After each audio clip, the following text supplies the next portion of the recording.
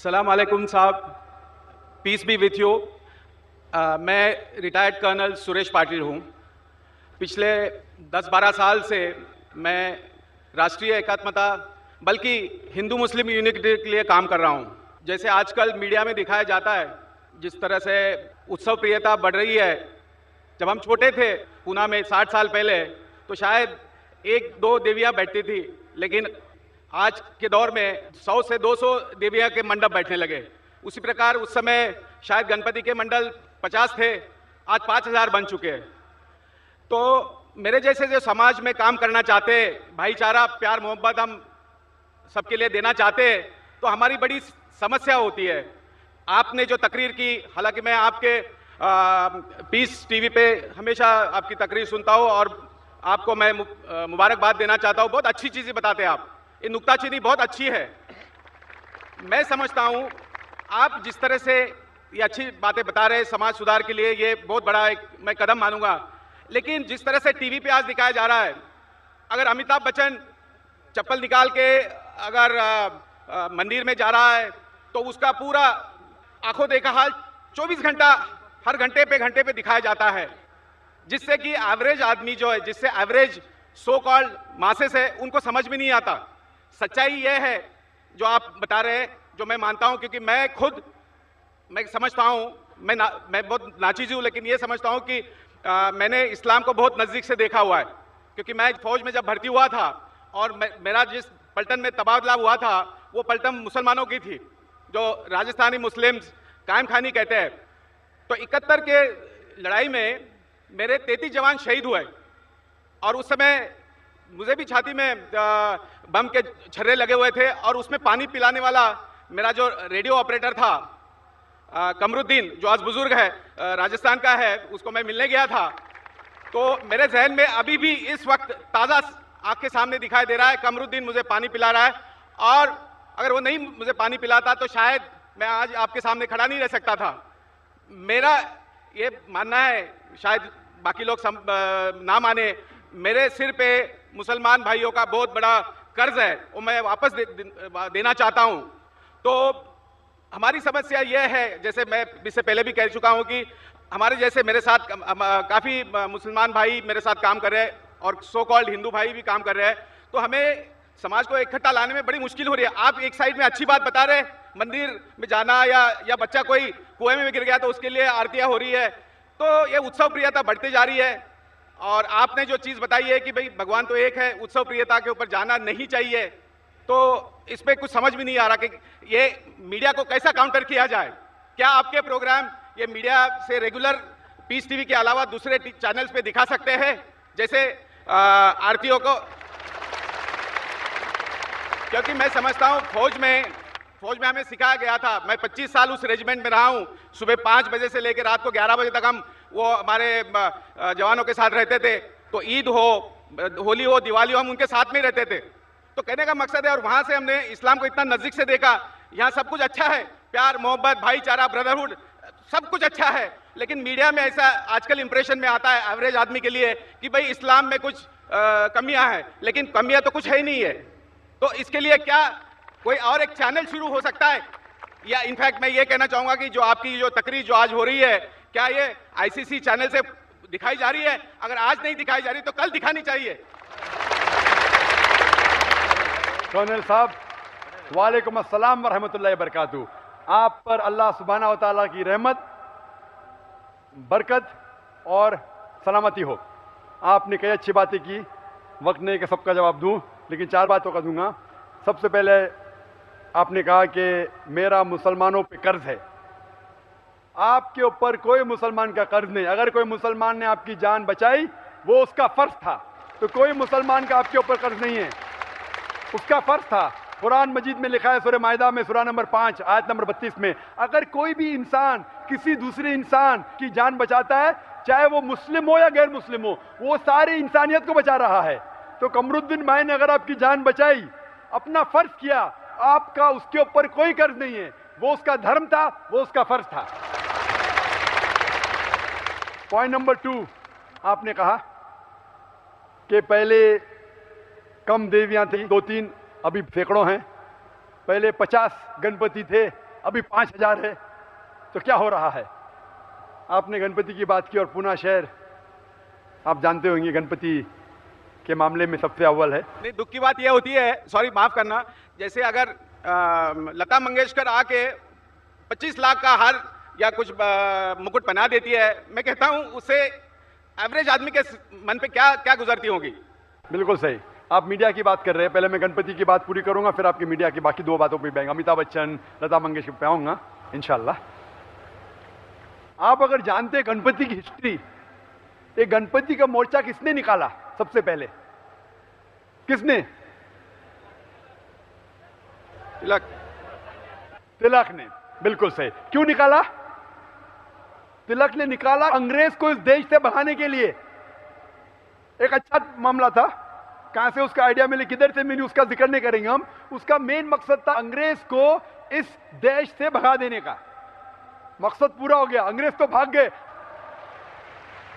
तो मकसद था, एक चीज का फायदा उठाया, लोगों के जज्बात की वजह से अगर वो कामयाब हो गए, अल्हम्दुलिल्लाह, वो काम पूरा हो गया। अब जैसे आपने कहा, दूसरी बात, अमिताभ बच्चन चप्पल निकाल के मंदिर में जाता है शूटिंग होते, लता मंगेशकर हार दे रही है। अगर अमिताभ बच्चन या लता मंगेशकर खुदा की सही इबादत करते, अल्हम्दुलिल्लाह, चाहे अमिताभ बच्चन हो, लता मंगेशकर हो, सही इबादत करते, तो मैं उनको कॉन्ग्रेचुलेट करता हूं। लेकिन अक्सर पिक्चर में सिर्फ दिखावट के लिए होता है, दिखावट के लिए गोली मारी जाती है, ये होता है, वो होता है। तो अगर कोई दिखावट के लिए कर रहा है तो सही बात नहीं। और आप बिल्कुल सही कह रहे कि मीडिया ऐसा पावरफुल हो चुका है कि मीडिया आज आसानी से एक हीरो को विलन बना सकता है, विलन को हीरो बना सकता है, दिन को रात बना सकता है, रात को दिन बना सकता है, सफेद को काला बना सकता है, day into night, black into white, बहुत आसान है। और बिल्कुल सही कहते हैं। आपने कहा कि आप मेरी तकरीर सुनते हैं पीस टीवी पे, कई सालों से सुन रहे हैं, आपको अच्छा लगता है। और मीडिया अच्छी चीज भी है, बुरी चीज भी है। बुरे काम में बुरा फल मिलता है, अच्छे कामों में अच्छा फल मिलता है।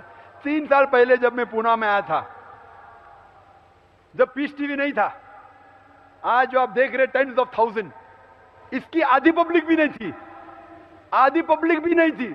माशाल्लाह, देखो झाड़ के उस पार, ये उधर, कितने लोग बारे में जानता नहीं हो, कितने हजारे में जानता नहीं हो। क्यों? मैं तो इंसान वही हूं, पीस टीवी के बदौलत। पीस टीवी, पीस टीवी मतलब अमन का टीवी चैनल। हमारा मकसद है कि अमन हासिल करें, हमारा मेन मकसद है कि इस दुनिया में अमन हासिल करें, क्योंकि इस्लाम आता है लव सलाम से। अफसोस की बात है, अफसोस की बात है, मैं कहता हूं कि अक्सर चैनल पे इमोडस्ट चीजें हैं, बेहुदा चीजें आप देखते हैं चैनल पे। हम अपने बेटों के साथ, अपनी बेटियों के साथ अक्सर चैनल देख नहीं सकते। फैशन टीवी क्या है, वो देख ही नहीं सकते। इसीलिए हमारे स्कूल में अगर आप दाखिला लेना चाहते हैं, सैटेलाइट चैनल ममनू है।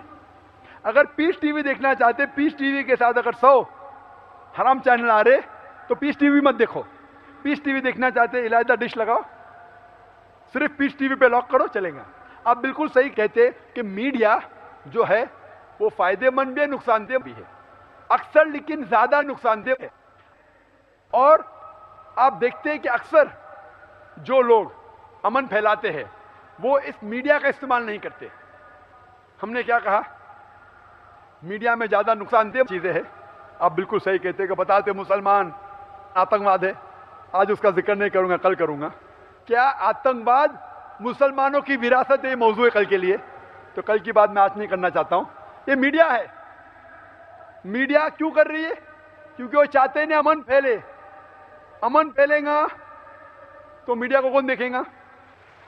आपने पूछा कि ये लेक्चर बाकी चैनल में देख सकते, हम भले लाखों रुपया खर्चा करते शूटिंग पे, करोड़ों रुपया खर्चा करते, जो भी अगर हमारे प्रोग्राम दिखाना चाहता है हम उसको फ्री देते हैं, फ्री।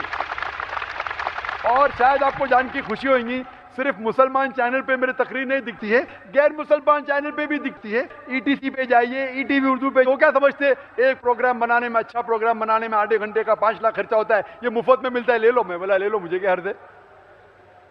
मैं तो पैसों के लिए नहीं कर रहा हूँ, अमन हासिल हो जाएगा, खुदा मुझे उसके लिए इंशाअल्लाह सवाब देगा।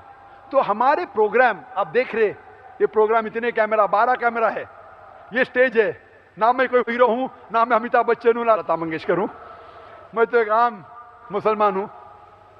अपने आप को मुजाहिद कहता हूँ। मुजाहिद मतलब जो जिहाद करता है, जिहाद मतलब जिद्दोजहद, जो मीडिया कहती है वो मुजाहिद नहीं हूँ मैं।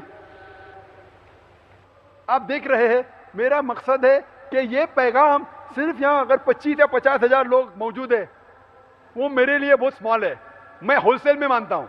ये कैमरा के जरिए इंशाअल्लाह करोड़ों लोग देखेंगे और हमारा पीस टीवी अल्हम्दुलिल्लाह सुम्मा अल्हम्दुलिल्लाह सारी दुनिया में मौजूद है। अगर आप एक आम डिश लगाएंगे, भले केबल ऑपरेटर नहीं दिखा रहा है, 5-6 हज़ार खर्चा करेंगे, आपको दिखेगा।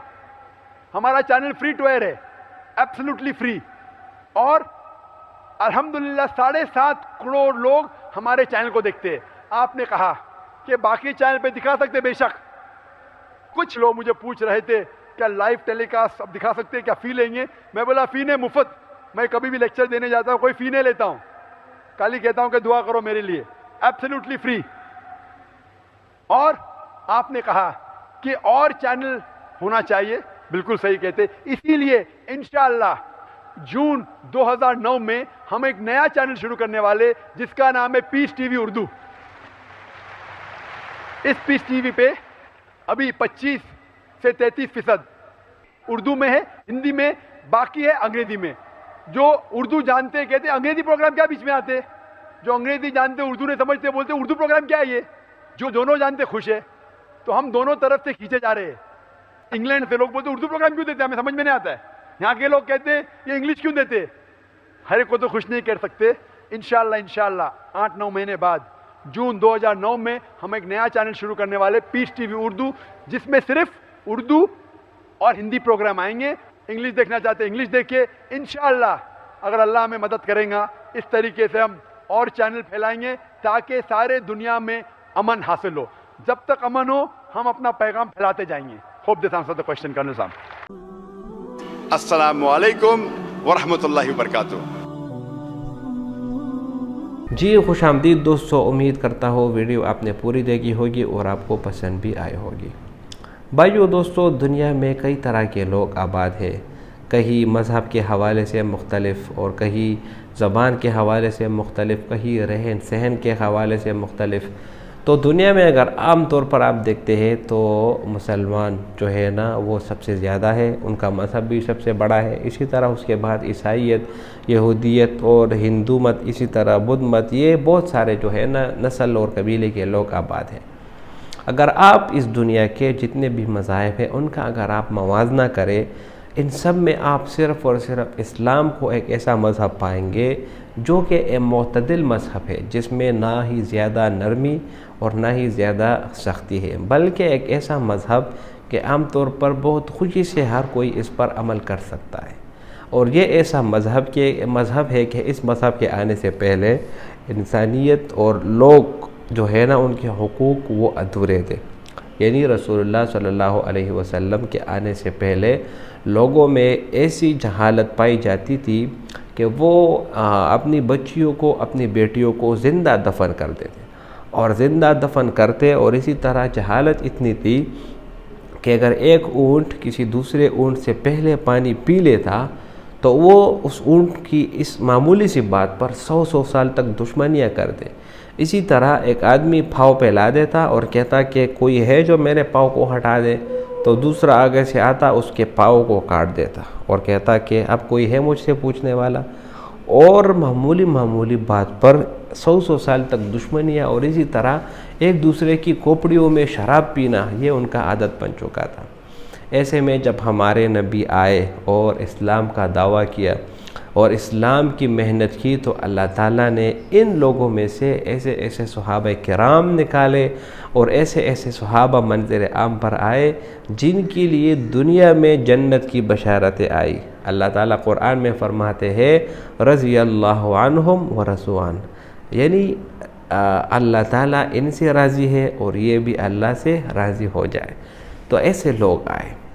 तो आप ख़ुद अंदाज़ा लगाए कि जिस मज़हब की वजह से अल्लाह ताला दुनिया में जन्नत की बशारतें भेजते हैं, जिस मज़हब की ख़ुद अल्लाह ताला सिफ़त बयान फरमाते हैं, जिस मज़हब को ख़ुद अल्लाह ताला फरमाते हैं कि यही मज़हब है, तो भला उस मज़हब में फिर कोई ऐसी बात कहाँ से आ सकती है जिसको लोग बुरा भला कह सकें। कुरान में अल्लाह ताला फरमाते हैं इन्नद्दीना इंदल्लाहिल इस्लाम। इसी तरह दूसरी जगह अल्लाह ताला फरमाते हैं अल-यौमा अकमलतु लकुम दीनकुम व अतममतु अलैकुम निअमती व रज़ीतु लकुमुल इस्लाम दीना। तो अल्लाह ताला ने हमारे लिए इस्लाम को पसंद फरमाया। तो भाइयों दोस्तों, इस्लाम एक ऐसा मज़हब है जो कि हमेशा अख़ुवत, भाईचारे और इसी तरह जो है ना अमन का दर्स देता है। पूरी दुनिया की मज़ाहिब देख ले, उनमें से कोई भी मज़हब आपको इस तरह तालीमात नहीं देगा जो आपको इस्लाम देता है। इस्लाम आपको कहता है कि अगर आपने किसी एक इंसान की जान बचाई तो गोया आपने पूरे इंसानियत की जान बचाई। और यही टॉपिक इस वीडियो में छेड़ी गई है।